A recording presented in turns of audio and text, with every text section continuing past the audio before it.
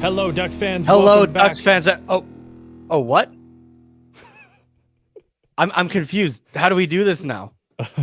I got into the hosting role last week, or last episode, and what do we do now? Yeah, What? you get one episode to yourself, and all of a sudden you think you run the fucking show. Hey, like literally.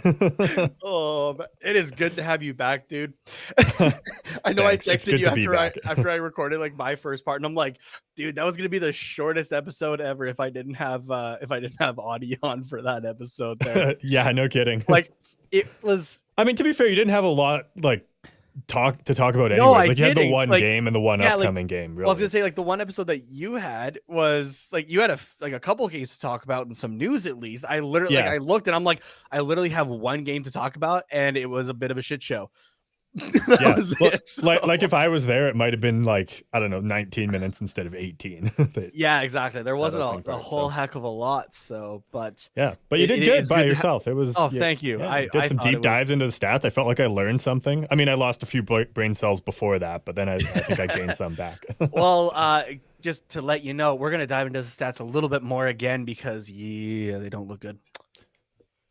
Well, I think the one that matters, which is the score, it doesn't. I mean, that doesn't look good that either. one looks but- the worst to me. So- I don't need your fancy analytics to tell me that was a rough game after the score. So. Oh, but unfortunately, it kind of points to a similar issue from last game. Yeah, I'm not surprised. Yeah. So hopefully it gets cleaned up here soon. Let's take a look here. We got Marcus tuning in. He's watching the Vegas Golden Knights game, the Jack Eichel debut. Yeah, not gonna lie, he doesn't look bad in Vegas colors. I mean, that's horrible that we have to now play against him on a regular basis. Yeah, it's but not like, have we already played all our games against Vegas? I sure as fuck hope so. don't believe so. Let me take a quick look here. But Yeah, no, I don't think so either. I mean, do you want to just get right into it? We do still have Olympic hockey going on, which go Canada. If you listen, if you watch the show, you know we're Canadians. Obviously, we're cheering for our Mhm. women here. And I even had to have a talk with my buddy because I remember how I was saying that like the only way you would get me to wear or like to buy one of these Olympic jerseys is if the women won gold. Yeah. Yeah, I was talking to a friend to see if I could get out of that instead and get a different Canada jersey that I Nope. actually like. So, because currently, and I do want to watch this game, I do have it up right now. So if I'm looking a lot over there, like even more so than normal compared to like Mhm. just looking at stats or something, it's because the game is on. So I am a little distracted. I'll be honest right now, but That's all like good. it's the gold medal for the women's, right? I want I want the revenge for 2018 in what was it, Pyeongchang? Man, medal games should not be decided by a shootout. So let's do this properly here, please. Thank you. What's is it still 1-0? It is 3-0 for Canada currently Oh, with shit, 6 minutes okay. left in the second period. So Okay, I didn't have the game on, and I don't have it on now because otherwise my computer probably won't handle it. I mean, I guess I could put it on my phone, but I'm relying on you for updates. And last I saw, it was 1-0. So all right, I will keep you updated, my friend. solid, yeah. And I mean, this is our chance at claiming a hockey medal. Since I mean, we're jumping ahead a little bit here, but Team Canada was eliminated, I guess this morning, but I don't even know when the game was. Yeah, it was the quarterfinals. So both Canada and Yeah. the States being eliminated in men's hockey. So, Mhm. which was really entertaining. This wasn't even an American thing, which was kind of funny. I think it was CNN or CBC. I think one of those two platforms was talking about the American men had beat the Canadians, right? And was like, oh, this is reminiscent of the 1980 U.S. team who had to go through the Soviet Union to get to. And it's like, okay, let's calm down a second. Like, yes, there's parallels of like the Americans are made of a lot of college guys, but like that's kind of about where the line is drawn. And then both these teams get knocked out in the quarterfinals. It's like just all I saw was people tagging CNN or CBC, whichever it was, being like, "Huh, 1980, hey." Yeah. But yeah, it was. Oh man.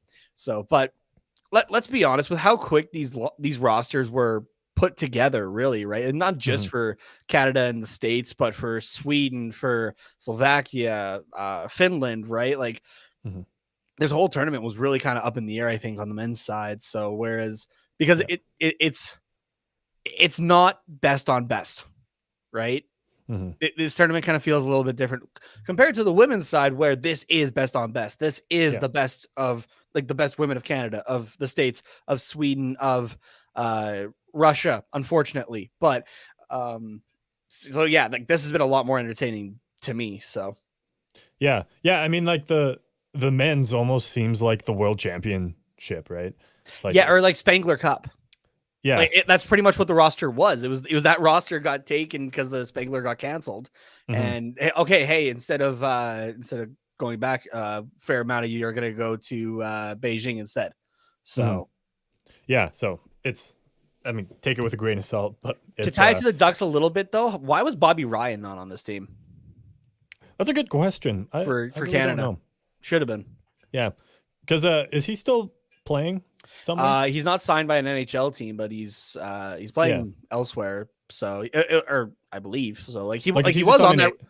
Like, is he just on an AHL deal, or is he playing like overseas? Or I have no idea where he's playing overseas or something like that. But like like he was in Davos for the Spengler Cup before it got canceled. So I don't know, but we will talk a little bit more Olympic just with another certain player here in a bit. But let's talk about this game. Get it out of the way. I think we can.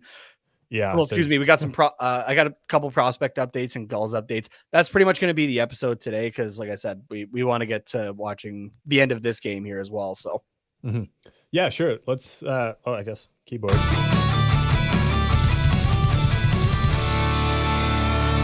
I missed that keyboard. Yeah, I didn't have it either. It just wasn't the same. No, it wasn't the same. Not at all. But yeah, this. I mean, if you're just tuning in live, the wound is still very fresh. If you're tuning into the podcast version of this or watching the video later, which you can catch on YouTube or Twitch at Quack Report Pod, and while you're there, be sure to like, subscribe, leave comments, and stuff like that. But if you're watching the, I guess, replay of this, then maybe you've had a night to recover from this loss. But Ducks dropped this one 6-2 to the Flames. I mean, we were in it for part of it, like score wise, but you know, it was only a matter of time, I think, before we weren't in it anymore. Yeah, that's kind of the vibe I got. Yeah, the first period was a lot closer than it like even looked on the scoreboard, right? Like even though the shots were even at 12 apiece, I think at the time. Here, let me just pull up the stats there. Yeah, I believe it was, right. Yeah. Yes, 12 12 apiece, and it was only a 1-goal game at that point, but like everything was really even. Like I like as well, I keep track on moneypuck.com as well of like the deserve to win-o-meter, and it was like a 5% difference, I think, on it. Like it wasn't too far, but as soon as Canada, yeah, you can tell I have the game on it. Yeah. And then saying, "Hey, fuck, I am Canadian as hell." As soon as Calgary got those 2 quick goals there at the start of the second period, it was downhill from there. Really, just it felt like every mistake that we made was capitalized on in some form or another, whether it was a goal, whether it was a high quality, like a good chance or that sort of thing. The Americans just scored it as now 3-1. Okay. Just to let you know. Thanks. But yeah, it just, the start of that second, it just wiped everything away and the Ducks just couldn't claw back. Like they kind of tried a bit, but if you listen to the last episode, I talked about how this was like, the game against Seattle was not a great game for John Gibson, and this one wasn't really either. No, it was one that I kind of was watching and was like, okay, maybe, but maybe not. And taking a look at the numbers here as well, again from moneypuck.com, similar numbers actually to that game against Seattle, but with like half the time.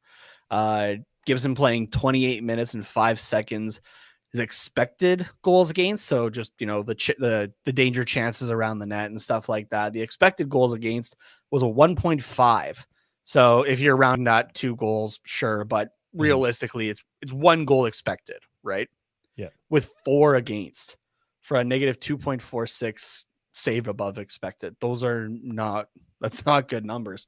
And it really doesn't help either when you take a look at it here, the shots that he had: 16 low danger shot attempts, 6 medium, only 1 high danger shot attempt against, and all 4 of those goals were medium danger ones. They weren't high percentage shots or anything. Ones that like you would that. expect an NHL goalie to save, especially more consistently, at least. More consistently, yeah. Like, you know, one goes in, whatever. But like, especially with a guy on the level of John Gibson, yeah, right? Like you expect him to save. I mean, if he faced 6, and so yeah, like if one of those goes in, like, oh well, whatever. But 4 of them can't. 4 out of 6 medium danger chances should not go in. I mean, the individual chance on each shot, like on each goal, was at least better than the last game, right? I think, what did I say? The highest percentage scoring chance that Seattle had, or that they had capitalized on, was the Jordan Eberle game winner with 7%. At least like these ones are better. Like your minimum is looking at like 11%, but still, like the highest 32.6. Okay, that kind of works, but like still it wasn't great. And I think that one was even Mangiapane. When was that goal scored? That was the very last one on Stellaris. On Stellaris, yeah. Yeah. So everything else was, like 11 to 14%, it looks like. I'm just making sure here. 11, and 12. So yeah, kind of those medium ones, but it's, man, we saw Gibson get pulled tonight as well. And it sounded like he's not hurt or anything like that is what came out. No, it was more just, they're playing Edmonton tomorrow. So, when that happens, you originally think, okay, Gibson's going to get the start in Edmonton tomorrow, right? And you'll go from there. However, though, Stellaris played great. Again, only allowing the one goal, which again was the highest percentage one there of 32% is of being scored on for that one. And just here, like pulling up his stats as well. He had a 2.5 expected goals against, and he only had 1 against. Like he played great. So, and his just overall shots against. Oh no, I gotta go individual on that there because he didn't play the whole game. All right, my iPad just died while it's plugged in. Sweet. That's fun. Yeah, but I either way though, it was around like 20 shots or something like that, or like over 20 shots still. Now, in your opinion, if you're Dallas Eakins, do you go with the original plan of, okay, now Gibson's going to start tomorrow night instead in Edmonton, or do you go with Stellaris after it's only a half game, but he played great, gave you a better chance for the second half than Gibson would have? Yeah, that's a tough one. Like, if you play Gibson, then I guess. Oh no, let me start the other way. If you play Stellaris and Gibson's on the bench, I think that hurts Gibson's confidence even more. And I think, after allowing 8 goals in a game and a half against Seattle and Calgary in his last 2 starts, his confidence is probably pretty low right now, like rock bottom, or if not very close. By playing Stellar, so by benching him, like, it's not doing anything to help that. If they do a little skate tomorrow, I don't know what their plan is, obviously, if they're going to do anything tomorrow morning, but say middle of the afternoon, after whatever morning skate they have, or after breakfast, whatever it might be, after they get off the bus, if Eakins goes to Gibson and says, hey, you're starting tonight, then I think that gives him a little bit of confidence. Like, don't give him too much time to think about it, but I think putting that confidence in him and being like, okay, you're starting, this is your shot at redemption. And we know that Gibson does well under like situational pressure, I guess, like in that kind of way. So I think I kind of, as partially as an Edmonton fan, I'm kind of scared to face Gibson tomorrow if that's the case, because I think he's going to be a brick wall. So I think that's my long-winded way of saying, yes, I think you still start Gibson. Gibson is your starter. Stolarz is your guy that comes in on the second half of a back-to-back in any normal situation, or he comes in when Gibson is just having a rough night. And this is what they did. Gibson had a rough night. Stolarz came in and played well enough to give them at least a chance of coming back, I guess. And then you go back to your starter and be like, okay, yes, you had a rough night. Yes, we pulled you and put the other goalie in, but that doesn't mean that he's taken your job. Like, this is your net and it's yours. So I think that just based off of our goalie situation, if it was more of a 1A, 1B type situation with our goalies, then I think you maybe change to Stolarz. But because of, I guess, just the status and historically speaking, it's Gibson's net tomorrow night. My only wonder, it's kind of the same thing, just a bit of a different way to go about it. By the way, as well, the second period has ended as 3-1 Canada. Okay. You play Vancouver on Saturday night, who isn't a great team. They're definitely doing a hell of a lot better than they were at the start of the year.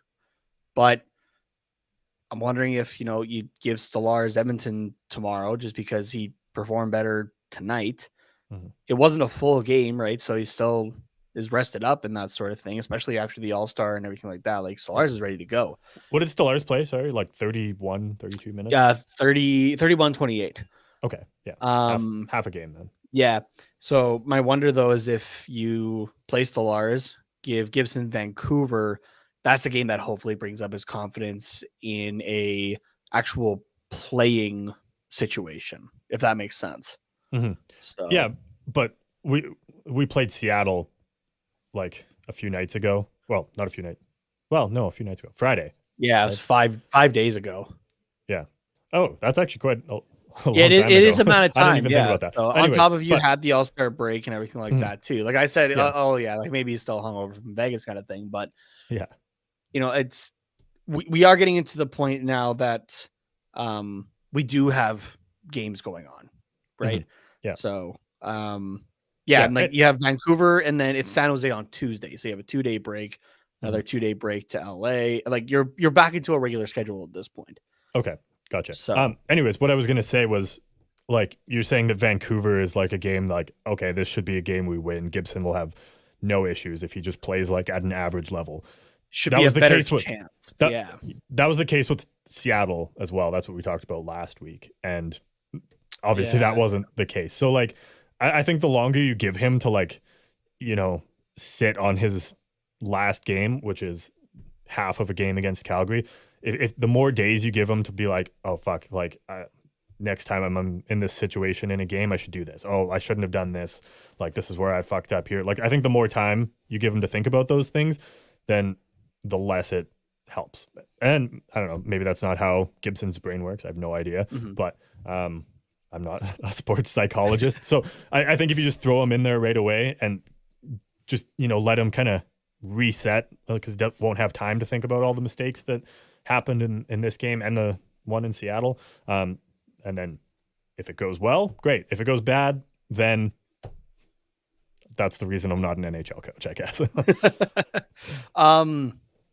Yeah, I don't think you're far off on the goalie thinking, like dwelling on it too long or that sort of thing. We all know I played like goalie for junior lacrosse and stuff like that. And I remember we had one game that we were playing a team that was below us. The whole league kind of had to play a couple of these just because there was only like 3 teams in this lower division, right? So they had to play some of the higher up teams and whatnot. Yeah. And as we know, lacrosse is a pretty high scoring game. I had 1 goal against, but it was just such a odd shot, like low percentage kind of shot that I have no idea how it got in or that. And I was drilling on myself until it was like 2 days until our next practice. And then I was just kind of drilling it on myself, like, hey, I want to figure out what I did wrong here and that sort of thing. Right. And I had my coach like we were just kind of simulating that play again for like probably 10-15 minutes of like the hour of floor time that we had. Mhm. And he was just like, dude, it was a 1 in a million shot. Like he's not getting that any other time. Like just let it go kind of thing. So I do understand like your thought process on it. Like you're not too far off, I don't think. Yeah. As you kind of said, though, we don't know John Gibson's thought process exactly, right? But just from the perspective of another goalie, right? Yeah, I think you are on the right track there, and I can definitely see your point. Like I'm not disputing it or anything like that. I was just kind of like, okay, this is another thought of that I had as well. But no, for sure. So I don't know. Well, it'll be interesting to see what happens tomorrow, I guess. Yeah, exactly. I mean, I think either way, either way, like I think is the right call. Honestly, I don't think you can go wrong either way. Like if we start Stolarz, it's gonna be like not gonna be like what the fuck. Like we have Gibson, why aren't we starting him? And if we start Gibson, it's like okay, that makes sense. Like get him right back into it. So only hindsight, I think, will tell if it's a good decision or not to play Gibson. So yeah. So we'll see. But there's a couple comments here before we move on that I wanted to bring up. They're quite a bit older, so I don't even know if these people are still sticking around. But Jugal83 on YouTube says, we're still a couple pieces from being a playoff contender. And I think that was I agree with that. I think that was very evident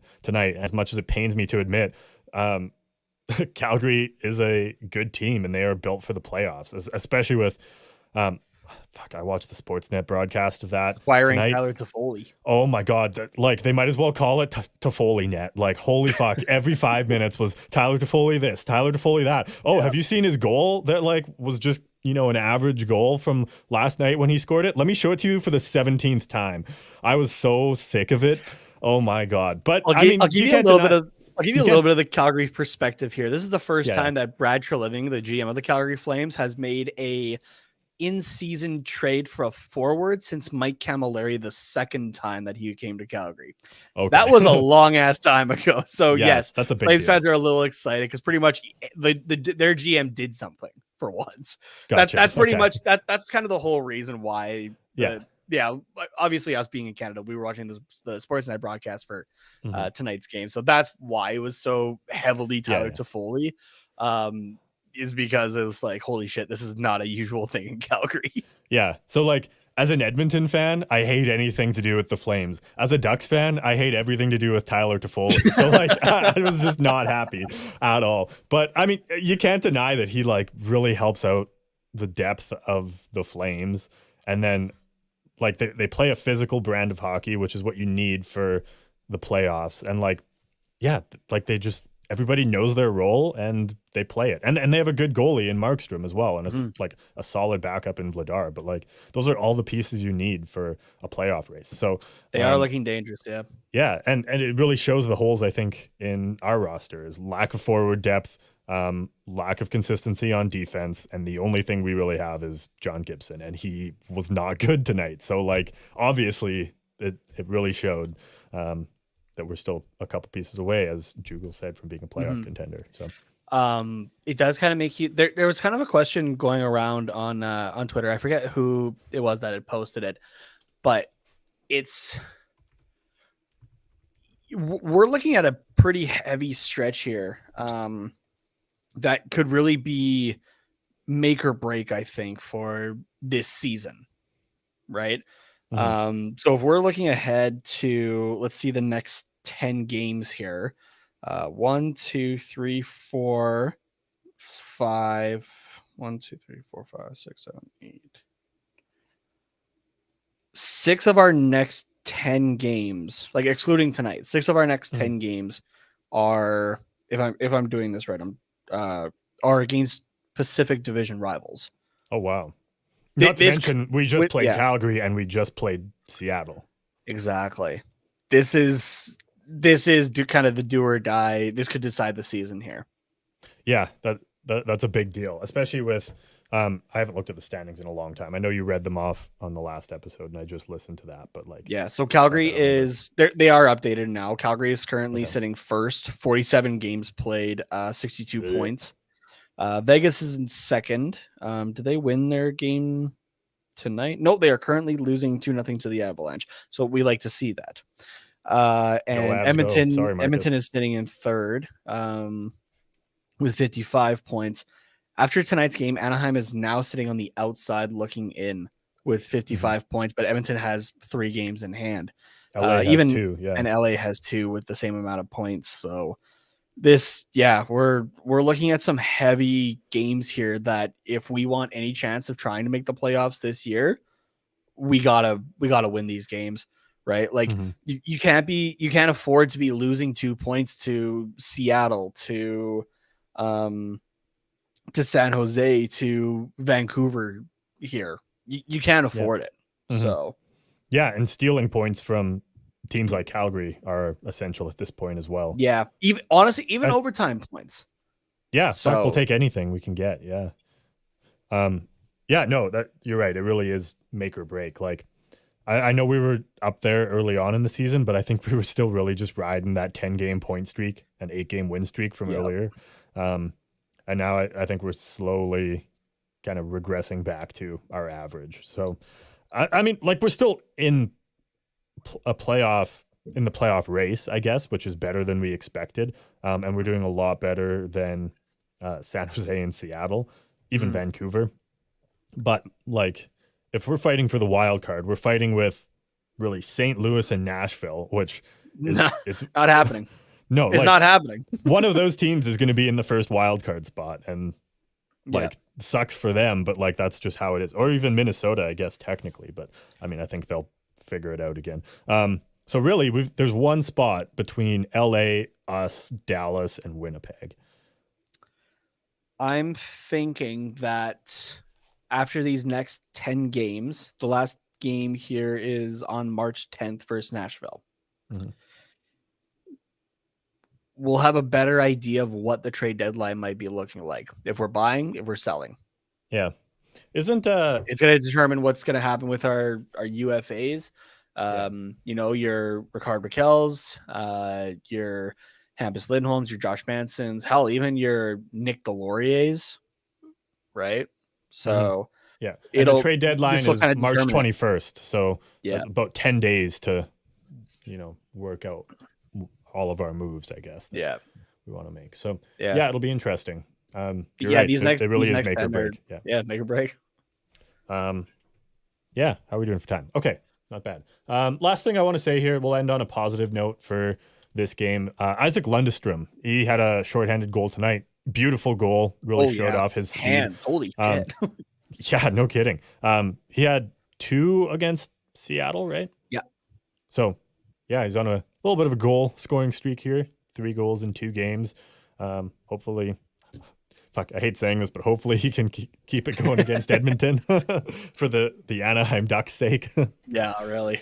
Yeah, no, it's good to see, especially short. Was one of his shorthanded in Seattle or? I don't remember that offhand, but tonight's was shorthanded.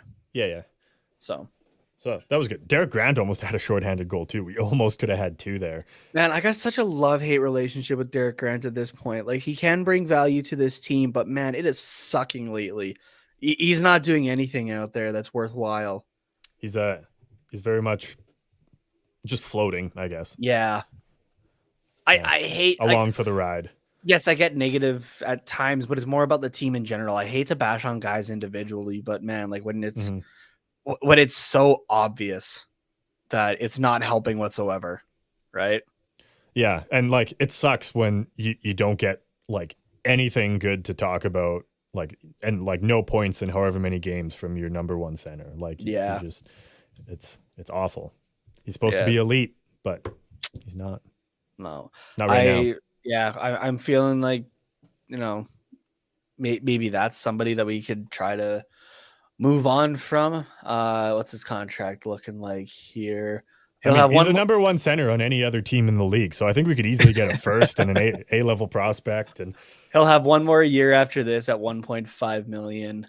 So, maybe for another depth guy for somewhere else. Sometimes it is just a change of scenery thing, right? Yeah. I can't wait to move him in the deadline and then just like reacquire him in the offseason. Yeah, right. No, we don't have Bob Murray this time though. We got Pat Verbeek. So yeah, I guess. Yeah. But there's something else I was wondering, but I don't remember now. Well, we at least know one move that's going to happen at the deadline. It was supposed to happen last year. Nick Delorier will be a Pittsburgh Penguins, so Mhm. yeah. Yeah. Oh, actually, I guess he fought Lucic tonight as well. That was a good What a tilt. tilt! That was a good tilt. Yeah.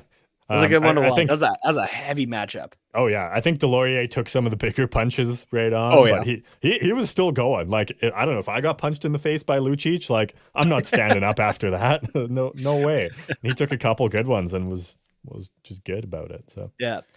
My my uncle is actually friends with the Luciches, and I, there's one day I want to go up, like kind of hang out with them and that sort of thing. Part of me kind of wants to ask Milan Lucic to punch me in the face. I just want to see if I can handle it, honestly. yeah. Also, like that's a great story. Like when like you're doing like team building exercises, whether it's at school or work or whatever. They're like, tell us something interesting about yourself. You are going to be the only guy on the face of the planet that's not an NHL player that's like, I've been punched in the face by Milan Lucic and I have lived to tell the tale. Yeah, kind of want it. So yeah, do it. That's a weird thing. Yeah, I want to get punched in the face by this guy that is way bigger than me. So get him to like give you a black eye or break your nose and then like sign your cheek underneath it. Yeah, I'm sure my parents are thinking as long as they don't break his teeth. Yeah. Break my nose. It's already been broken a few times. Yeah, exactly. Then I could probably go get it. I could probably actually get the surgery then to fix it. Yeah. I mean, if he punches you the right way, you might not even need surgery. Yeah, fair enough. Might just like break it back into where it's supposed to be. Yeah. That's the point that I'm not that anybody cares about my medical shit or whatever, but like that's the point that my nose is at. It's like, yeah, it's like not proper, but it's not enough to do surgery. It's like, fuck, come on. Well, let's take a quick break and then we'll get into the couple news pieces that we have. Unless there's anything else you want to add about this game. I got nothing else. Let's hope tomorrow against Edmonton is better than this. So yeah, I'll let you say that. Okay. Yeah, let's take a quick break. Got a word from our friends at DraftKings here. Use promo code THPN and we'll see you on the other side of the break. The moment we've been waiting for since September is finally here. In honor of the big game, DraftKings Sportsbook, an official sports betting partner of Super Bowl 56, is giving new customers 56-1 odds on either team. Bet just $5 and get $280 in free bets if your team wins. DraftKings Sportsbook is now live in New York, meaning you can make a bet from almost a third of the country.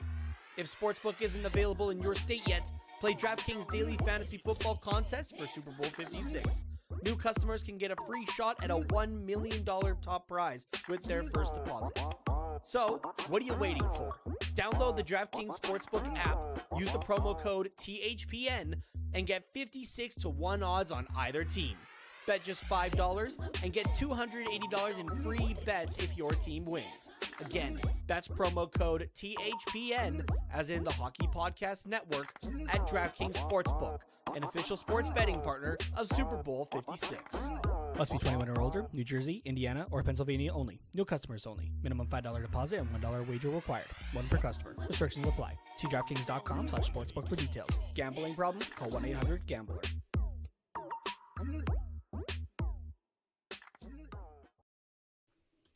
All right. Mason McTavish and Olin Zellweger are the couple of guys we're going to talk about here. Which one do you want to start with? Let's start with McTavish. Just a really quick thing. We're already kind of talking about Olympics. This is just more of a quick update. We don't have to get into too much detail about it. McTavish was playing for Team Canada, men's team at the Winter Olympics here. With Canada now being out of the Olympics, can talk about his performance of that. I didn't honestly watch a whole lot of the men's games. I didn't watch any, yeah. I caught the game against the States. That was kind of it. So McTavish with an assist in 5 games played. I mean, he's not the only guy who, I won't say underperformed, but the team as a whole, really, for Canada, underperformed. Let's be honest here. Mm-hmm. It's the first time Canada won't medal since 2006 at the Olympics. But you know what?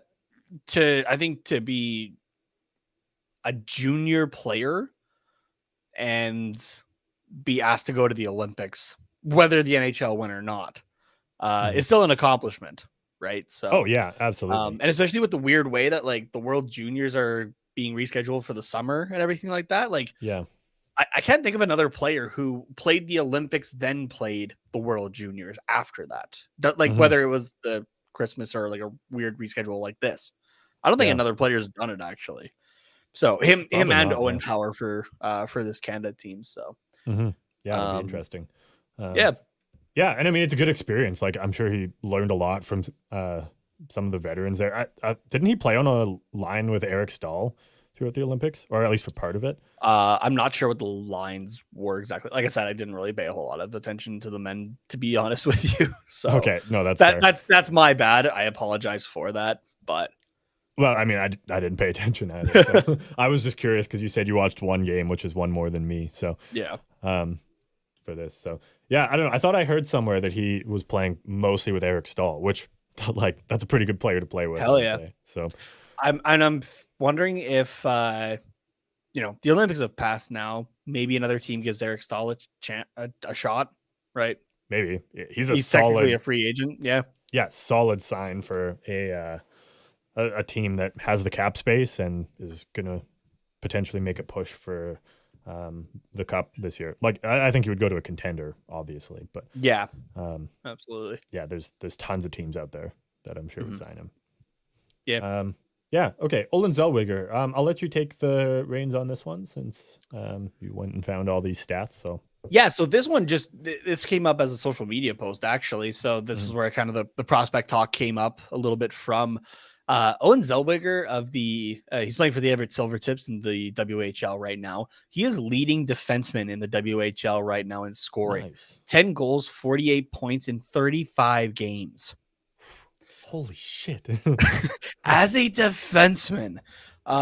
It does have the points in games for the top 3 total. Mhm. Where the hell did it go? There it is. The next guy is Clay Hannes, who is playing for the Portland Winterhawks. He Okay. has 47 points, so he's only a point behind. Mhm. However, he's played 47 games. Oh yeah, that's significantly more. And then you have Riker Evans, who's playing for the Regina Pats, who has 46 points, only 2 behind Zellweger in 42 games. Wow. Zellweger's played 35 games and has 48 points. Yeah. Oh, I guess that's because he went to the World Juniors, right? Yep. So that's so he would have missed that. I was like, how are these other Which guys makes so far it just, ahead? But yeah, it's just even more ridiculous at that point. yeah. Where does that compare to like the forwards, or I guess the league as a whole? I believe, if I'm remembering this correctly, he was like late in the top 20 for points. Okay. Yeah. I mean, I'm obviously it's harder remembering to score as correctly, yeah. a defenseman, right? So like, I was just curious, like for comparison's sake, like where some other guys are in. Double season, so. check here. Yeah, okay, I just pulled it up. Kyle, oh god, I'm gonna butcher this name. Kirkovic, Cernovic, or something like that. Who's playing for the Saskatoon Blades? Has 69 points. Nice. Nice. How many games? 44. Okay. Yeah. Let's see. Where's our boy here? Sorry. Zellweger's in the top 30. He's 28th in the league for points right now with 48. Okay. But he's the highest scoring defenseman right now. Yeah.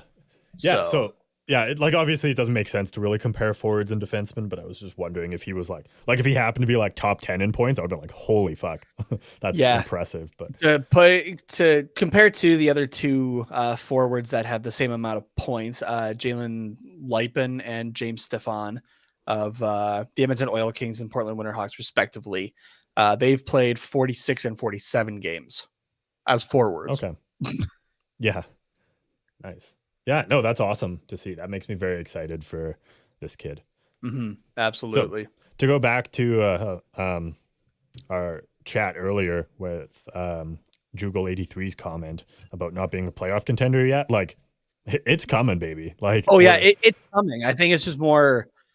There was a good chance of it happening this year, and it's kind of falling to the wayside. That I don't think like fans aren't wanting to see that, obviously, right? And I don't think the team wants to see that either. But it's all hey, we maybe not overperformed, but we definitely took a big step forward this year.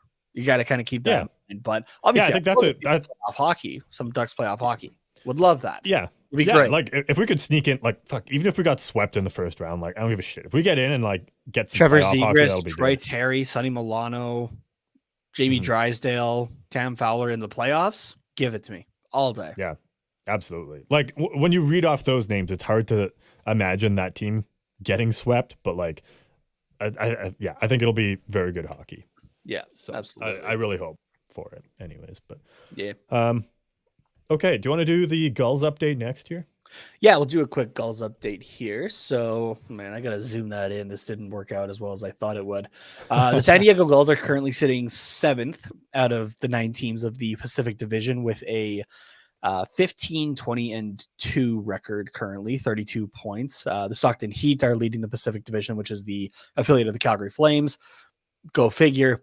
With 58 points, 27, 8, and 3, or 27, 8, and 4, because they split up overtime and shootout losses, but they're the same amount of points.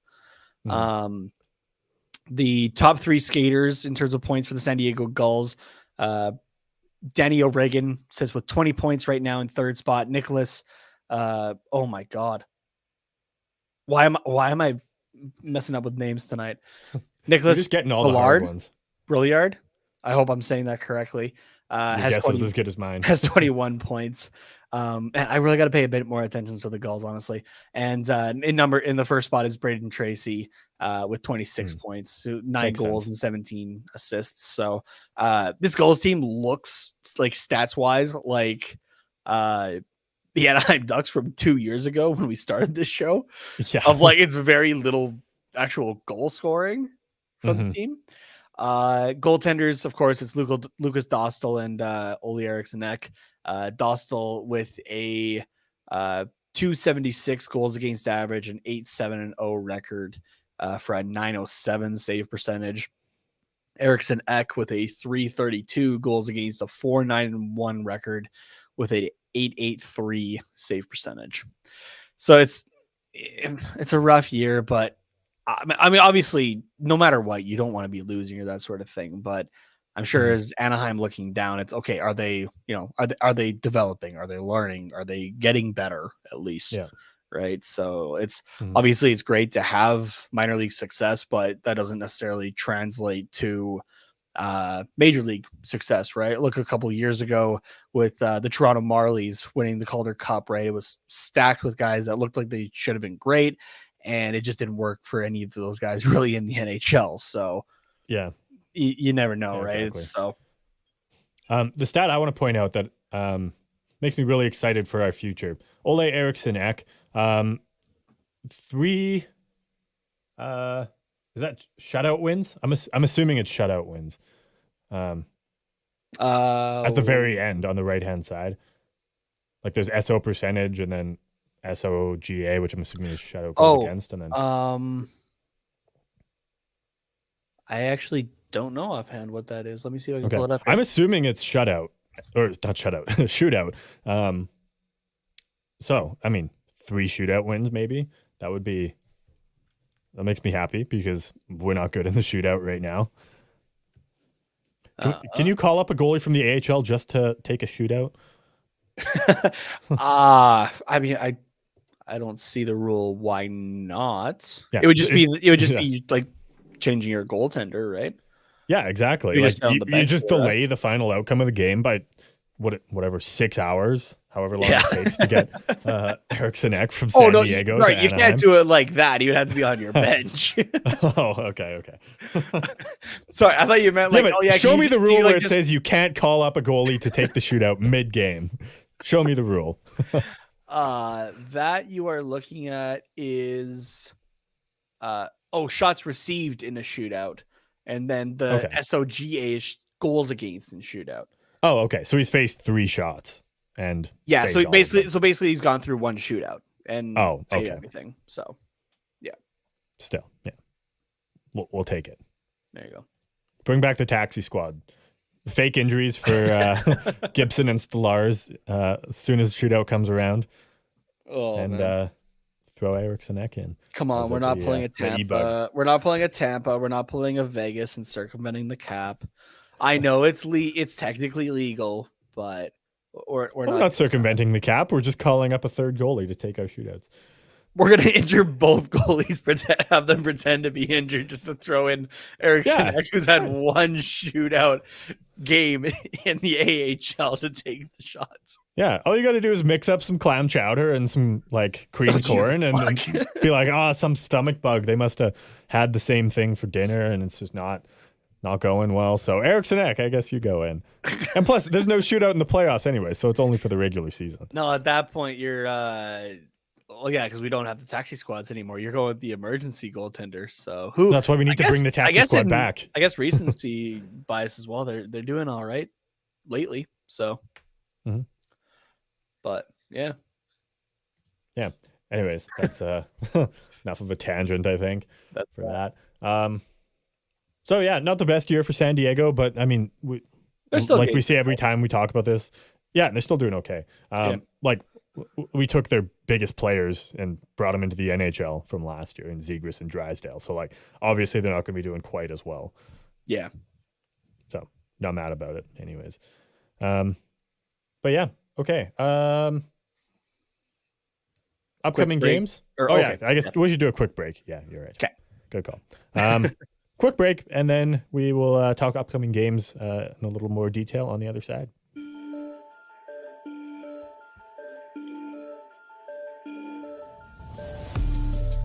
What's up, y'all, and greetings from the hockey city of Smashville, home of the Nashville Predators, and home to a new hockey podcast, the Catfish and Ice Podcast, a part of the Hockey Podcast Network.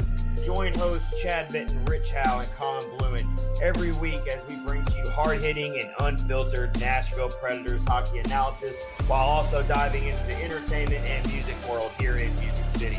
We have a lot of fun doing it. Now is the time to join us for the ride, hockey fans. New episodes of the Catfish and Ice Podcast every Tuesday and Friday.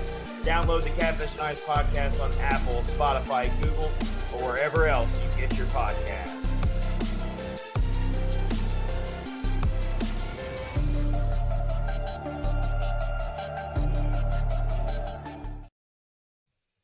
Okay, upcoming games. We've already kind of touched on this a little bit, but we'll talk in a little bit more depth here. Thursday against Edmonton at 6 p.m. Pacific time, which is tomorrow / today, depending on when you're listening to this. So I guess this is my job since I kind of follow them a little bit. Yeah. What the Kinda know what's fuck is on. going on with the Oilers? Yeah. Do we have music for what the fuck is going on with the Oilers? I'll let it slide. Oh. Well, the Oilers just changed their coach a few games back, firing. Yeah, Dave they're on Tippett, that hiring Jay new- Woodcroft. Yeah, they're on that new coach high right now. So Yeah, we'll start exactly. to see when it ends. Hopefully it ends with the Ducks. Yeah, I mean, what's it been? 3? Fuck, I don't even know. 3 games. Yeah, thank you. I've been so bad at following hockey this week, but like I don't even know what fucking day it is. I mean, I know it's Wednesday because we're doing the podcast, but yeah, 3 games. I also signed Evander Kane to add a little bit more forward depth. So things are interesting. Anyways, that's I that's one way of don't putting need it. to get too deep into it. You know my thoughts. I think I've talked about them on this Yeah, podcast. I think before. everybody and their mom and their dog knows your thoughts Yeah. on Evander Kane, but That's oh man.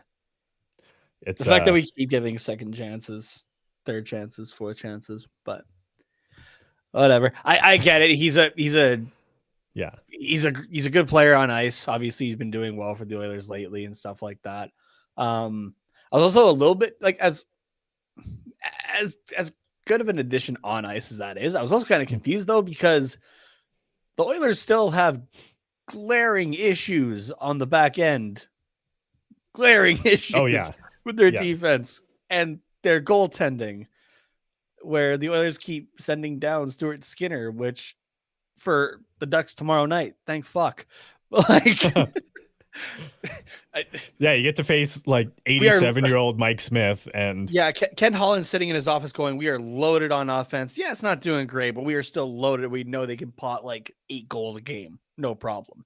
Our defense is suspect, and Mike Smith is constantly hurt. Koskinen's just getting his groove back, but he'll be gone after this year. And we have Stuart Skinner. He's been doing all right, pretty good. But we're gonna keep sending him back down to Bakersfield, just to keep tearing it up down there. So, which honestly, I don't hate that approach, but also yeah, the guy's NHL ready. Let's be honest here.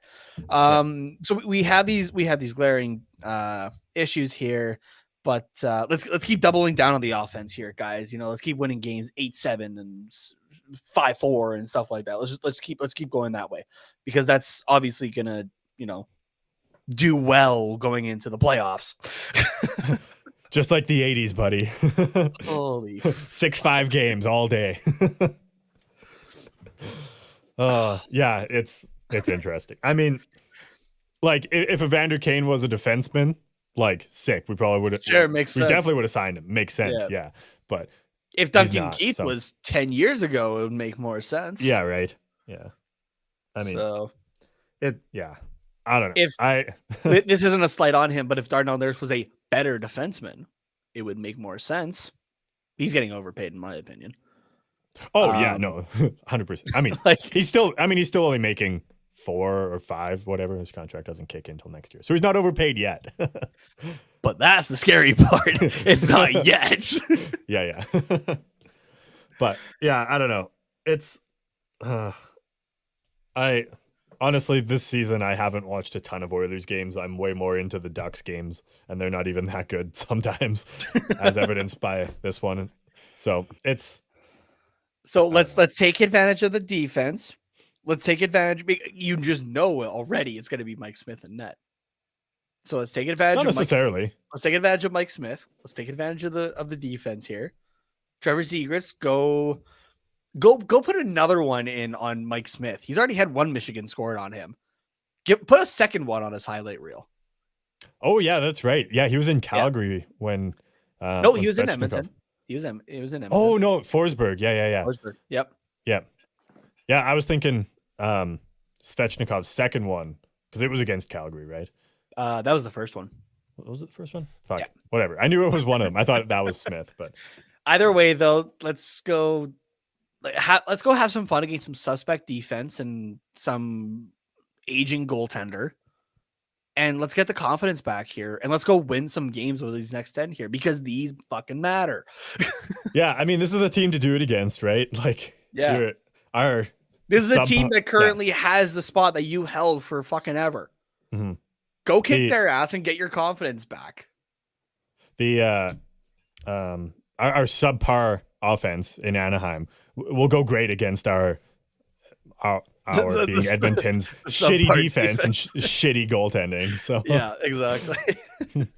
So yeah, it'll be a nice confidence boost there. And I know you said Mike Smith will probably be, or is most definitely probably, or however you put it, most likely going to be the starter. It's getting late. I'm sorry.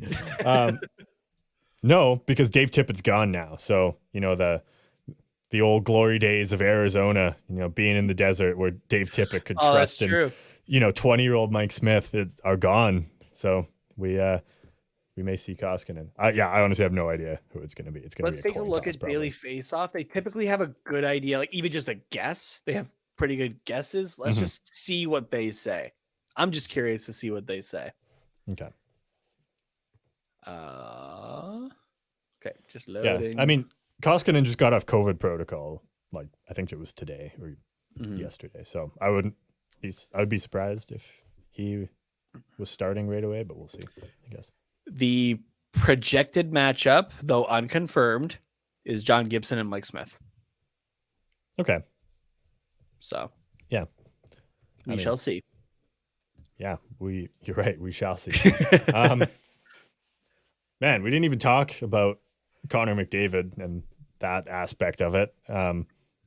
It's Hopefully Connor our- McDavid. Shut him Hopefully down. our defense can try. and Yeah, shut him down. shut him down. Shut Draisaitl down, and you have a solid chance. That's every team's playbook against the Edmonton Oilers. You shut those two down, and okay, now you have Evander Kane to throw in there too. Sure, shut those guys down, which is what, 2 lines realistically. Mhm. You're fine. Yeah, I Shut will them say down, now, and you have though- a good chance.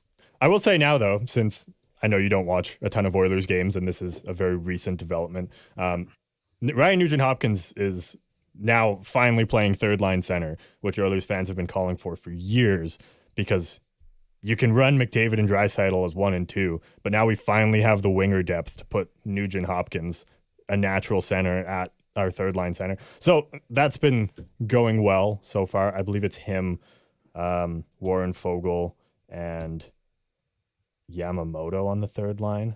Yamamoto or Puljujarvi, or maybe both of them have played there. I don't really remember. Like I said, I haven't followed a ton. So we're getting to being a third line team.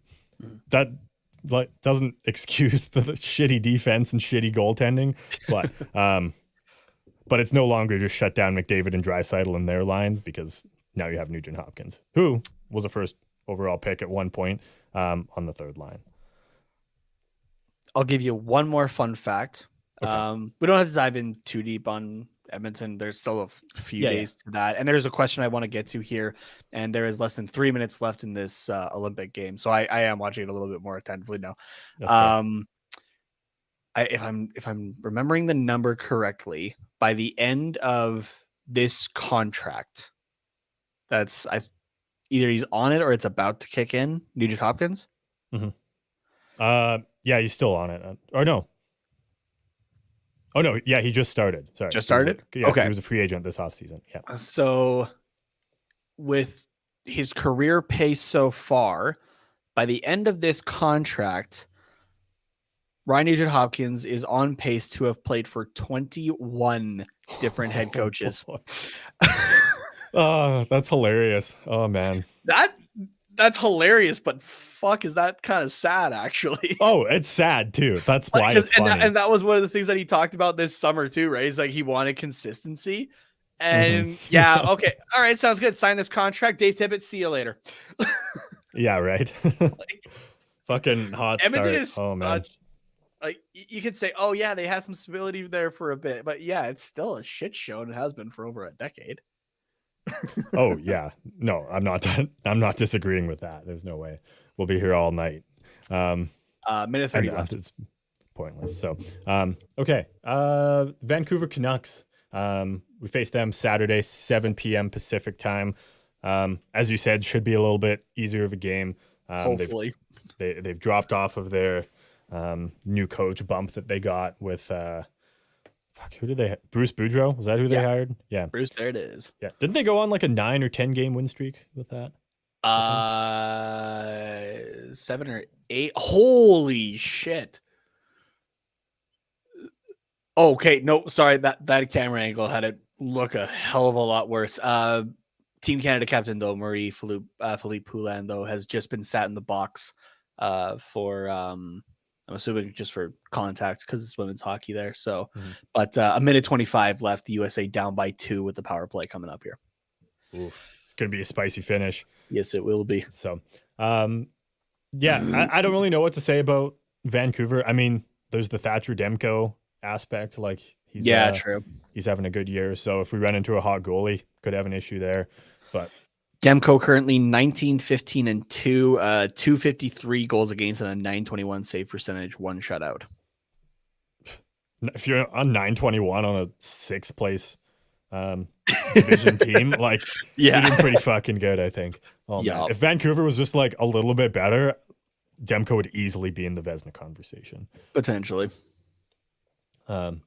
So yeah, I mean, there's Besser, Elias Pettersson, Quinn Hughes, like all good young players, not necessarily having the best years, but still can't count them out exactly.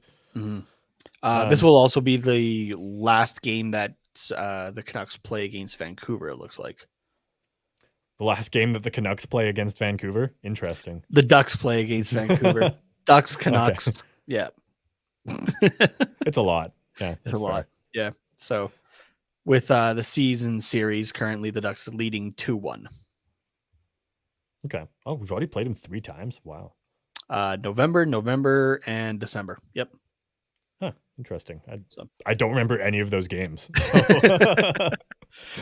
Oh man. 3-2 in overtime, 5-1 in regulation, and then the Canucks won 2-1 in overtime. Yeah, none of those ring a bell. So yeah.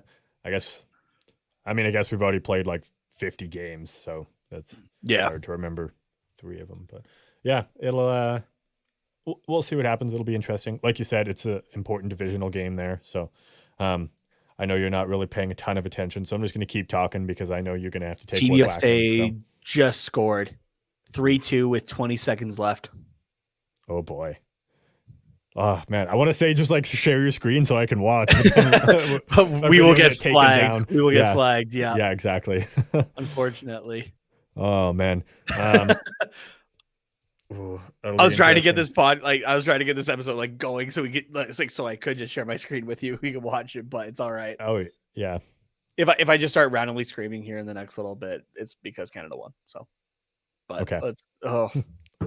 I'm still knocking on wood. Like it's 12 and a half seconds left, down by 1 for the US. Like the US, sorry, the US down by 1, yeah. So I'm assuming they have an empty net then. Not yet. Okay. I feel bad for anyone listening to this the next day. It is an empty net. Yeah. I feel bad for people listening to this the next day. They're like, fuck, I already know what happened. Like, can we move on, please? They're just getting our reaction. Yeah, because I'm not editing this out. That's way too much work. That's fair. We'll get some kind of discussion at the Canada bench. Okay, now we're going to the face-off here. Okay. Do play-by-play for me. 12 and a half seconds left. All right. I'm horrible at play-by-play. I'm the color commentator on this show even. Fuck. Play-by-play is your job. You've been promoted. Let's go. I've been promoted. All right. We have some kind of conversation at the referee circle there. The ref, I'm not sure what her name is talking with the bench personnel. We're taking a look right now at the replay though of the Team USA goal, and just a rebound right at the feet there of the Canadian goaltender, just shoved home by Kessler there, I believe. Obviously the better of the two, or not Kessler, sorry, Kessel.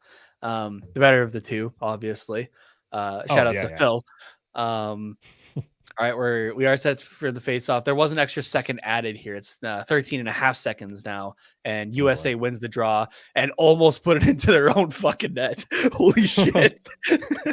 Wouldn't that be something, hey? Yeah, USA coming up the ice. It's down deep in the Canada territory, and big collision behind the net there. And that is it. The game is over, and Canada wins the gold medal. Let's fucking go! Congrats to Team Canada. USA, it was a good game, though. Holy shit. Yeah, it made it interesting at the end by the sounds of it. So I hope your neighbor is not sleeping. I have no idea, actually. I might have to apologize to my landlord. Yeah, they're not sleeping anymore. No, they are not. Shouldn't be anyway. Canada was just playing. Come on. Fair enough. Oh, okay. All right. One more thing is there anything else about the Vancouver thing before I push us forward taking the Yeah, I don't have anything to say. So. All right. Play the What's Quacking Ducks. We need some ducks in here. Come on. Okay, maybe I told you that too soon. I'm trying to pull up the tweet now. Oh, come on. Oh, where'd it go? Okay, here we go. So we have a question here from you guys as well. Remember, whenever we put out, hey, we're doing an episode of that, we will ask for questions. So if you have a question for us, it can be Ducks related, it could be hockey related, it could be music, movies or that. Feel free to tweet it at us at Quack Report Pod. So this one's coming from Sport Fan Tears on Twitter, who asks, how are we all doing emotionally? Are we panicking, or are we pulling a Ted Lasso and saying that, quote, there's 2 buttons I don't like to push, and that's panic and snooze? Well, I haven't seen that show yet, but like there are so many like isms coming out of that show that I'm like, these are great, actually. Yeah. No, it's on my list to watch as well. Yeah. Yeah, I don't know. Both of those buttons sound pretty tempting to me. Like I push both of those like a 3-year-old that just figured out how the doorbell works and just like hits that thing nonstop until it breaks or until their parent disconnects it from the wall. Yeah. So yeah, okay. How are we doing emotionally regarding the Anaheim Ducks? I think we kind of talked about it a little bit already. Of like, I'm holding steady until these next 10 games are done. Mm-hmm. Then we can kind of, or maybe even like a week after now. Actually, if we have this Western Canada sweep and we lose all 3, yeah, then I'm panicking a little bit. I think. Mm-hmm. You can even kind of throw Seattle into the Western Canada. Yeah, trip. I guess Like they're not Canadian, but like just yeah, those Western. Fuck. The entire division is in the West. What am I talking about here? Northwestern. Yeah, there you go. Yeah, I mean, I'm not ready to hit the panic button yet, but Might be soon though. yeah, it's like the case that covers the panic button, the big red panic button. It's lifted. It's open. Yeah, Yeah. I'm ready. Yeah. So Keys. The 2 keys are in. yeah, We're ready to just be waiting. turned. They're Yeah. not turned yet, but like they're definitely in. We're ready to go, but it's not there yet. Yeah, not yet. So hopefully that answers your question. Yeah. At Sports Fan Tears. Based off of your username, I'm willing to bet that you at least have your hand on the button. I don't know if you pressed it yet, but I'm gonna make one more comment here about the Olympics, and Yeah, then go for it. we can wrap up the show here. Nike, why did you have to do Canada and the US dirty with the jerseys? Everybody else had great jerseys for these Olympics, Yeah. and the US looks like a soccer team, and Canada has no white in their home jersey. The black one, it makes sense. They like to do that. Yeah. But oh man. It's black letters on red, like on a deep red. There's no outline to them, or like design wise, these are horrible. So why'd you have to do them dirty? Come on. Straight up though, the US looks like a soccer team. Like their jerseys look like soccer uniforms. yeah, They're yeah, I bad. guess, yeah. If there's one saving grace of the NHL not going, is that we didn't have to see like Connor McDavid wearing this Canada jersey, Yeah. or Yeah, not sure if he would have went for the US. That'd have been sweet, but like Trevor Zegras wearing these ones for the States or that kind of thing. So we got game stats here. Holy shit, the Americans out shooting Canada 40-21.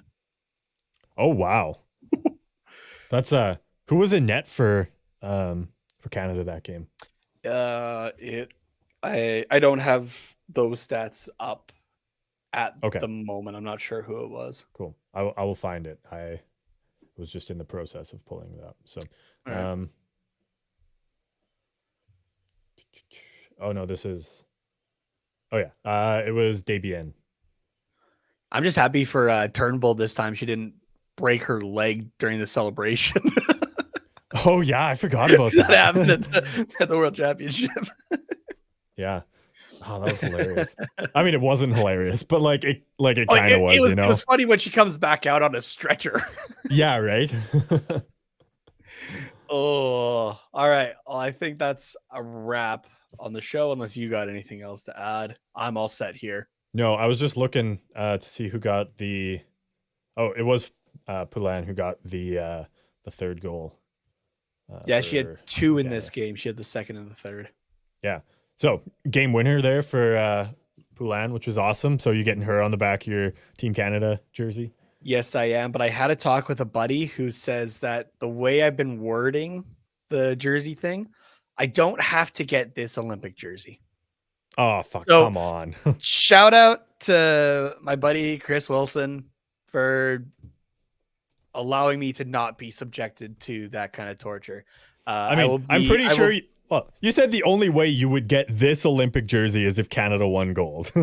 That sounds pretty specific to me. But it's not a promise that I would. So It was a promise. You said it on a he said it was podcast. okay if I go ahead to get the Heritage jersey, the one that Poulin also scored the game winning goal in during the World Championship. So sorry to our American listeners, which is the majority of our fan base, to have me kind of rub this in their nose. But fuck, I love Marie-Philippe Poulin.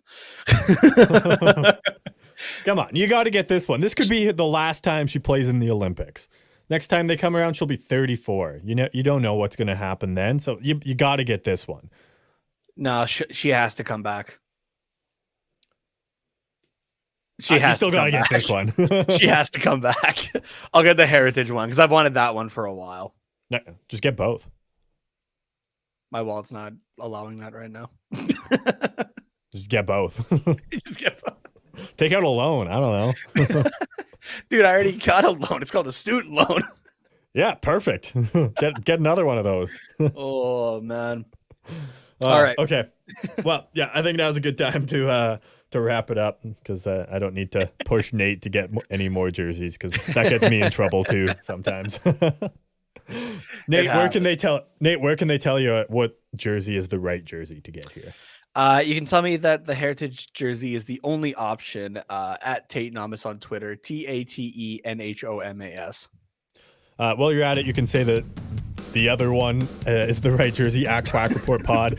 You can follow myself at Carter_Potts, POTTS_97. Thank you guys very much for listening. We'll see you on Monday.